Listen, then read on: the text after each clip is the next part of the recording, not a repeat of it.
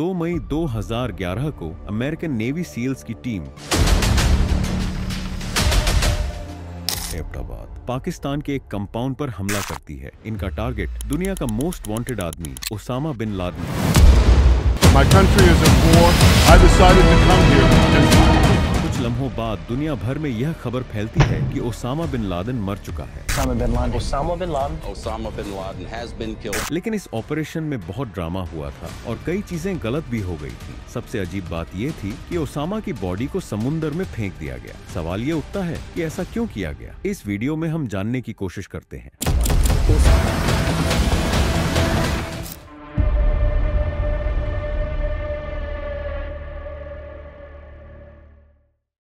2001 में जब अमेरिका पर 9/11 का अटैक हुआ तो दुनिया हिल गई। The US was under attack. 2 planes world trade center से जा टकराए थे, एक पेंटागन बिल्डिंग से और एक प्लेन फील्ड में क्रैश हुआ था।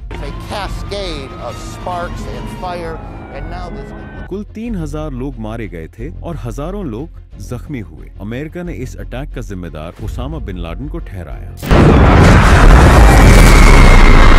Person named Osama bin Laden.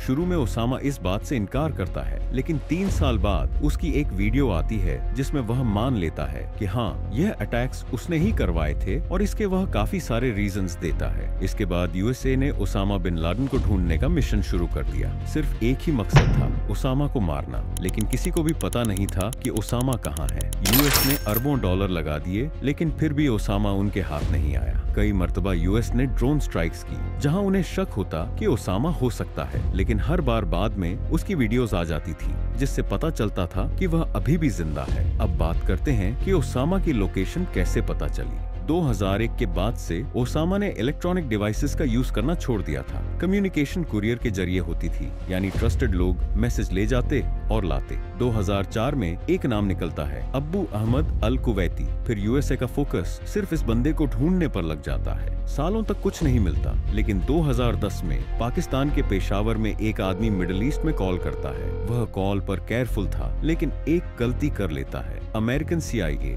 जो पाकिस्तान में ऑपरेट कर रही थी, उनको शक हो जाता है कि यह बंदा किसी हाई रैंक अलकायदा मेंबर से बात कर रहा है। CIA उस बंदे पर नजर रखना शुरू करती है। पता चलता है कि यह बंदा एबटाबाद के एक सिक्योर कंपाउंड में बार बार जा रहा है। ये कंपाउंड CIA के लिए रेड फ्लैग बन जाता है। कंपाउंड 6 एकड़ का था, 18 फुट ऊंची दीवार के साथ। बाहर की तरफ जालियां लगी थी, अंदर 1-2 मंजिला इमारत थी, एक बगीचा जहां सब्जियां उगाई जाती थीं और मुर्गियां भी रखी गई थीं। कोई फोन लाइन, इंटरनेट या सैटेलाइट टीवी नहीं था। कचरा भी बाहर नहीं फेंका जाता था, कंपाउंड के अंदर ही जलाया जाता था। यह सब चीजें CIA को शक में डालती हैं। CIA ऑब्जर्व करती है कि एक लंबा चौड़ा आदमी लॉन में चक्कर लगाता रहता है, लेकिन कभी कंपाउंड के बाहर नहीं आता। उनका शक स्ट्रॉन्ग हो जाता है कि यह बंदा ओसामा बिन लादेन हो सकता है। CIA को अपने सोर्स से कंफर्म होता है कि जो बंदा कॉल करता था वही अबू अहमद अल कुवैती है। अब CIA को पूरा यकीन होता है कि ओसामा और अलकायदा के टॉप मेंबर्स इस कंपाउंड में छुपे हुए हैं। CIA ये इंफॉर्मेशन प्रेसिडेंट ओबामा को देती है। उनके सामने 2 ऑप्शंस रखे जाते हैं। पहला,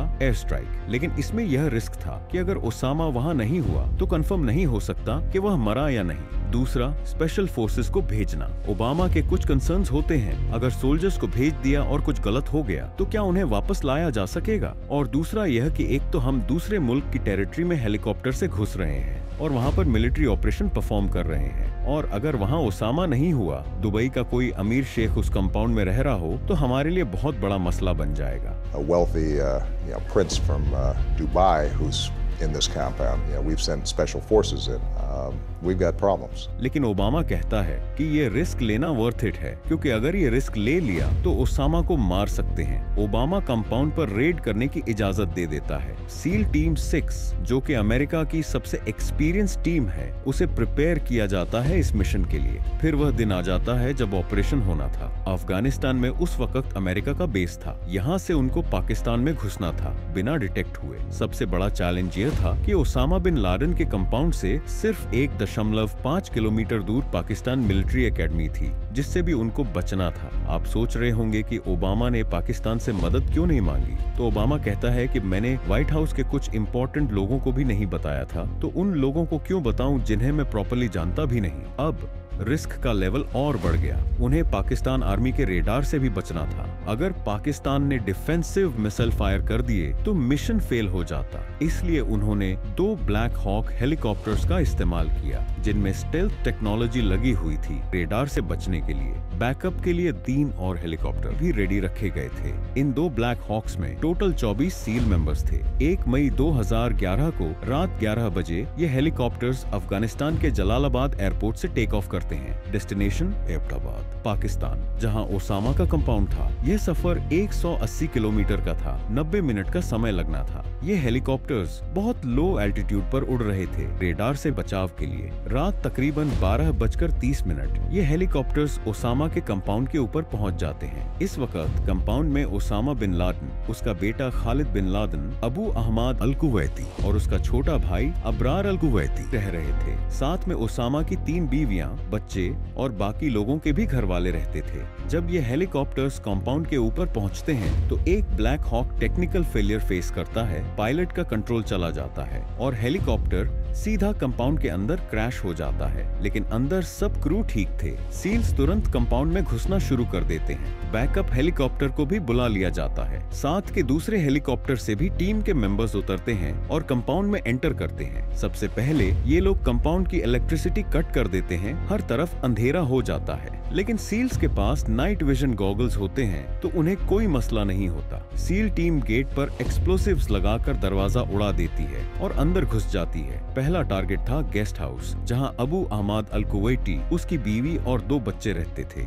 सील्स जब गेट के पास आते हैं, अबू अहमद फायरिंग करता है। जवाब में सील्स भी फायर करते हैं। गेट से गोलियां लगती हैं और वह मर जाता है। उसकी बीवी रोते हुए बाहर आती है और कहती है कि वह मर गया है ताकि वह और बच्चे जिंदा बच सके। जब ये सब हो रहा था तो व्हाइट हाउस में जिन जिन को पता था वह सब लाइव देख रहे थे। गेस्ट हाउस क्लियर हो जाता है। अब बारी थी मेन बिल्डिंग की। सील्स ग्राउंड फ्लोर का गेट उड़ाकर अंदर घुसते हैं। अबरार सामने होता है, उसे गोली मार देते हैं। उसकी बीवी भी गोली लगने से मर जाती है। बच्चों को वहां से निकालकर गेस्ट हाउस में शिफ्ट कर दिया जाता है।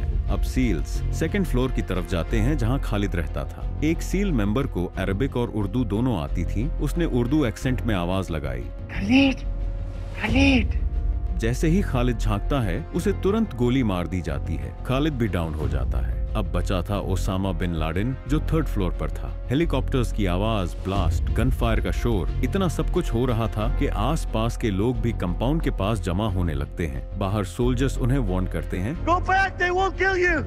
अंदर सील टीम 3rd फ्लोर की तरफ जाती है। ओसामा अपने रूम में खड़ा होता है। उसे वहीं पर गोली मार दी जाती है। Osama bin Laden on the spot ही मर जाता है। उसके बाद सील्स उसकी बॉडी की तस्वीरें लेते हैं, फेशियल रिकॉग्निशन के लिए भेजते हैं ताकि यह कंफर्म हो कि वह असली ओसामा है, कोई डुप्लीकेट नहीं। फिर ओसामा की बीवी और बच्चों को बुलाया जाता है और वे कंफर्म करते हैं कि यह ओसामा बिन लादेन है। फिर मैसेज पर कोड वर्ड दिया जाता है, जेरोनिमो AKIA। जेरोनिमो का मतलब था ओसामा इज डेड, AKIA का मतलब एनिमी किल्ड इन एक्शन। फिर वह ओसामा का DNA सैंपल लेते हैं और उसको कॉफिन में डालकर ले जाते हैं और साथ ही हर हार्ड ड्राइव, कंप्यूटर और डिजिटल डिवाइस उठा लेते हैं इंटेलिजेंस के लिए। ओसामा की बॉडी को एक हेलीकॉप्टर में डाला जाता है और DNA सैंपल दूसरे में, ताकि अगर एक हेलीकॉप्टर गिर भी जाए तो प्रूफ दूसरे में हो। जो हेलीकॉप्टर क्रैश हुआ था उसे बॉम्ब से उड़ा दिया जाता है ताकि पाकिस्तान के हाथ न लग जाए। वह लोग वापस अफगानिस्तान की तरफ निकल पड़ते हैं। पाकिस्तान आर्मी भी अलर्ट हो जाती है, 2 F-16 फाइटर जेट्स भेजती है, लेकिन तब तक देर हो चुकी हुई। सील टीम पाकिस्तान की एयर स्पेस से निकलकर अफगानिस्तान पहुंच जाती है। वहां ओसामा की बॉडी फोरेंसिक एनालिसिस के लिए भेजी जाती है। फाइनल कंफर्मेशन मिलता है कि यह ओसामा बिन लादेन ही था। उसी वक्त प्रेसिडेंट ओबामा पूरे अमेरिका को यह खबर सुनाता है,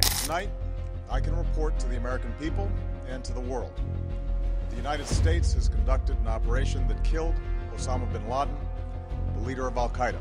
अब सवाल यह था, ओसामा की बॉडी का क्या करें? यूएसए दोबारा वही गलती नहीं करना चाहता था जो सद्दाम हुसैन के केस में की थी। उसकी कब्र लोगों के लिए मजार बन गई थी, लोग जियारत के लिए आते थे। तो ओसामा के साथ ऐसा न हो वह मरने के बाद भी इंस्पिरेशन न बन जाए। ये डिसाइड होता है कि उसे किसी अननोन जगह समुंदर में दफनाया जाए। अमेरिका यह भी कंडेम करता है कि उन्होंने इस्लामिक स्कॉलर से डिस्कस किया था और उन्होंने इस बात की इजाजत भी दी थी। बॉडी को USS कार्ल विंसन शिप पर हेलीकॉप्टर से शिफ्ट किया जाता है। उनके मुताबिक ओसामा की बॉडी को इस्लामिक तरीके से ट्रीट किया गया। उसे वॉश किया गया यानी गुस्ल दिया गया, सफेद कपड़े में लपेटा गया यानी कफन पहनाया गया, फिर उसकी बॉडी को कॉफिन में डाला गया, प्रेयर्स पढ़ी गईं, पॉसिबली नमाज जनाजा, और फिर उसे अरेबियन सी की गहराइयों में दफनाया गया। यह सब कुछ ओसामा के मरने के 12 घंटों के अंदर अंदर किया गया। इसके अलावा इस टॉपिक से हटकर मैं आपको एक ऐसी कहानी सुनाता हूँ जो इस सब से बिल्कुल ही अलग है। एक बंदे की कहानी जो अकेला ही 500 किलोमीटर का सफर पैदल तय करता है। ठंड,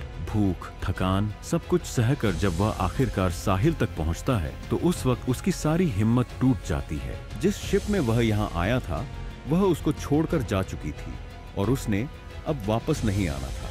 अंटार्कटिका कॉन्टिनेंट की यह सर्वाइवल स्टोरी इतनी इंस्पायरिंग है कि ऑस्ट्रेलिया के $100 के नोट पर इस बंदे की पिक्चर है और इस स्टोरी में आपको यह भी पता चलेगा कि अंटार्कटिका कॉन्टिनेंट क्यों खाली है और यहाँ कोई क्यों नहीं रहता।